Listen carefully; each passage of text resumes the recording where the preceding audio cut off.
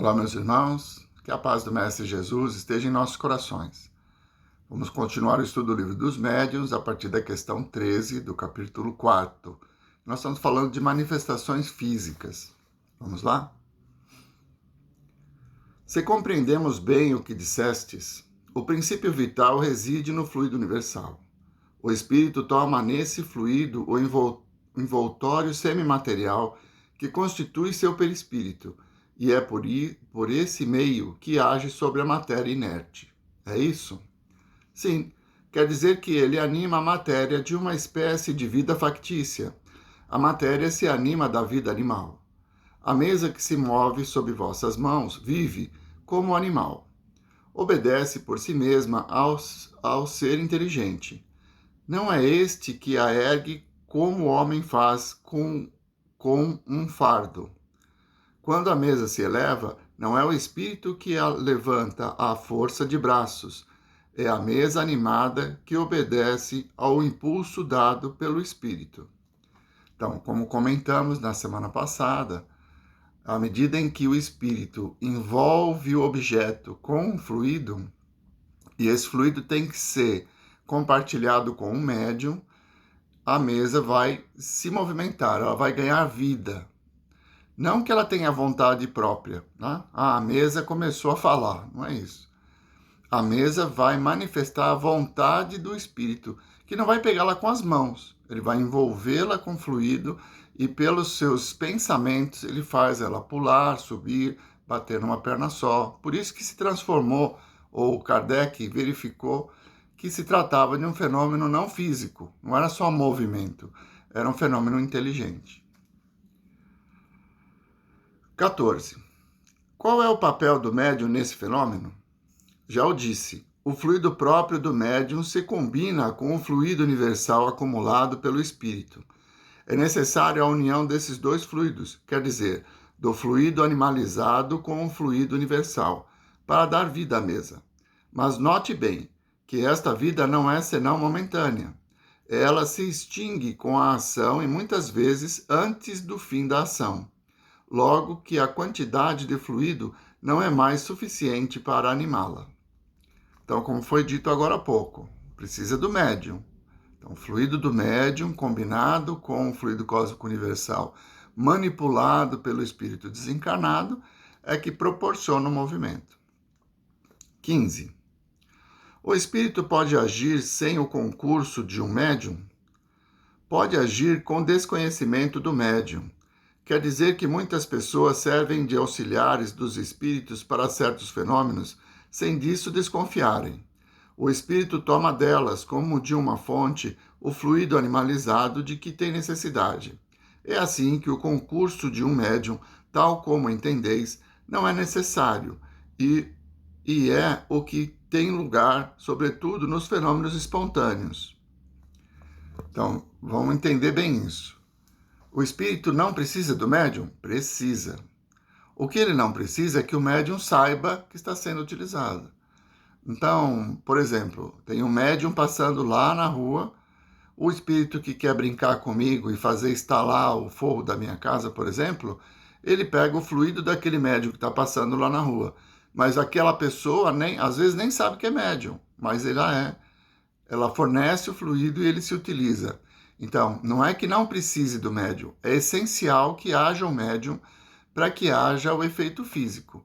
Mas nem sempre a pessoa que é médium sabe disso. Ela não precisa estar consciente ou desejar o movimento. Ela só vai fornecer o fluido animalizado.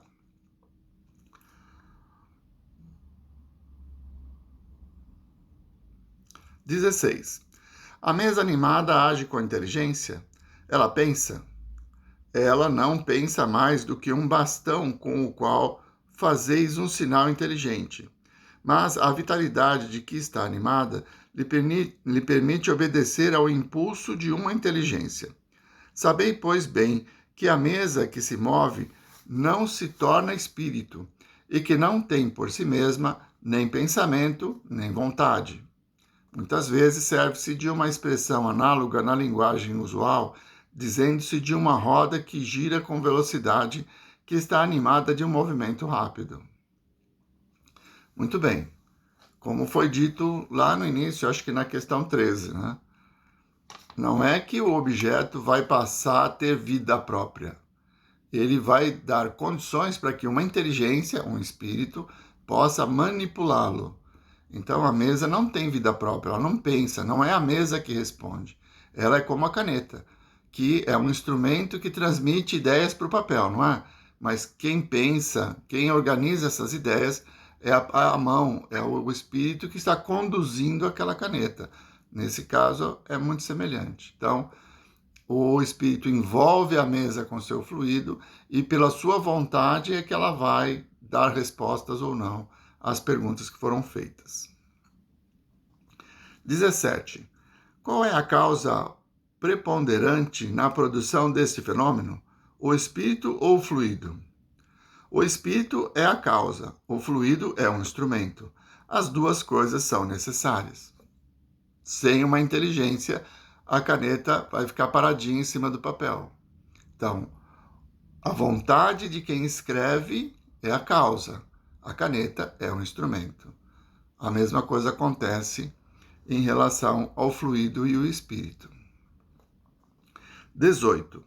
Que papel desempenha a vontade do médium nesse caso? Chamar os espíritos e secundá-los no impulso dado ao fluido. A ação da vontade é sempre... Vamos de volta. Então, 18. Chamar os espíritos e secundá-los no impulso dado ao fluido. Então, consciente, uma reunião mediúnica se propõe a entrar em contato com a espiritualidade e realizar o fenômeno. Então, o médium está se propondo. Mas nem sempre é necessário que haja isso, como foi dito antes. Então, o papel do médium é, quando ele deseja participar da reunião, se colocar à disposição.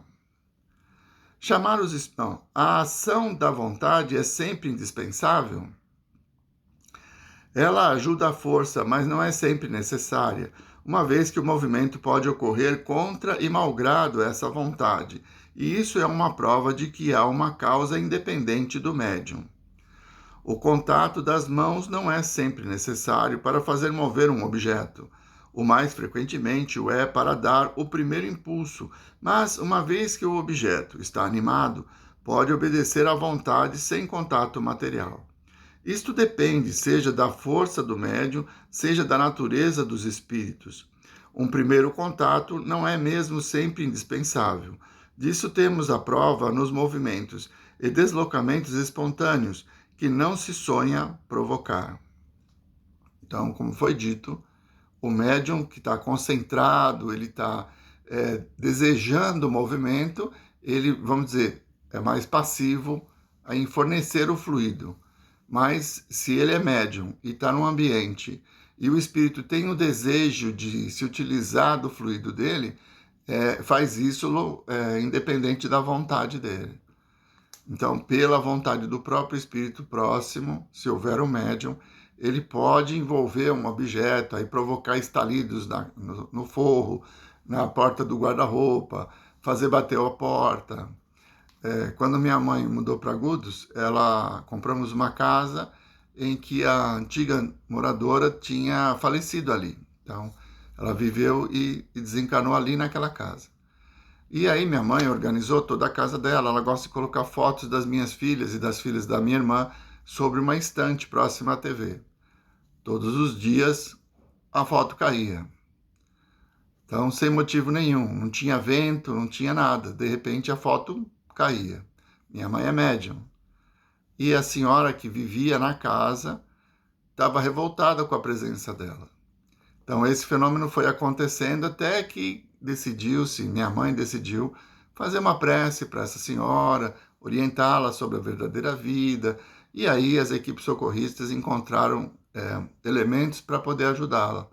Então, não tinha a concentração da minha mãe, nem o desejo de derrubar a foto, mas ela fornecia o fluido e o espírito fazia com que a foto caísse. Então, é bem esse o sentido.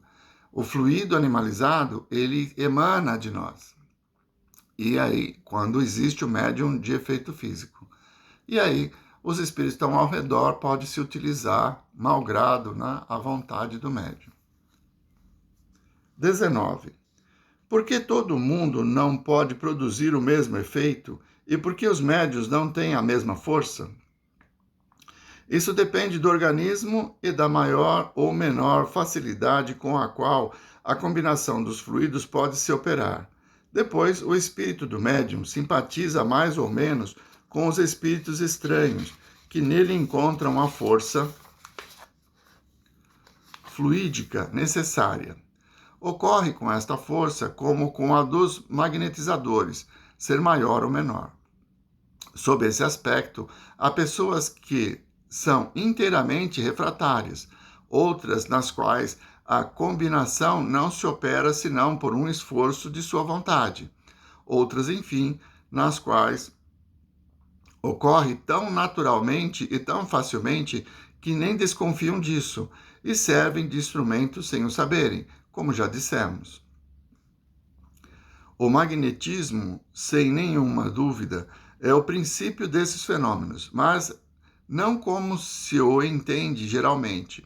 A prova é que há magnetizadores muito poderosos que não fariam mover uma mesinha, e pessoas que não podem magnetizar, mesmo crianças, a quem basta pousarem os dedos sobre uma mesa pesada para fazê-la agitar-se. Logo, se a força medianímica não está em razão da força magnética, é que há uma outra causa. Muito bem, vamos parando por aqui. Ele está se referindo aqui à sensibilidade do médium. Então, nós já nascemos com um corpo físico propenso à mediunidade ou não. Todos somos médiuns, mas alguns têm uma capacidade ostensiva maior. E esses é que fazem o movimento físico acontecerem de uma forma mais evidente, com mais energia. Então, são médiuns de efeito físico. Tem médiuns que são psicofônicos, né, que eles proporcionam o intercâmbio através da fala do plano espiritual para o plano material e não são médiuns de efeito físico. Então, são minúcias da organização física do corpo que proporciona a utilização ou não de determinados fluidos, o contato mais próximo com a espiritualidade ou não, né? E isso depende da necessidade do reencarnado, né? Nós escolhemos, às vezes, uma mediunidade porque precisamos ajudar muitas pessoas. Às vezes, nós escolhemos não ter a mediunidade porque não nos sentimos ainda capazes de auxiliar muitas pessoas, porque a mediunidade é uma ferramenta que nos possibilita auxiliar a muitos. Vamos parando então. Na próxima semana, continuaremos no mesmo tema com a questão número 20. Vamos à prece?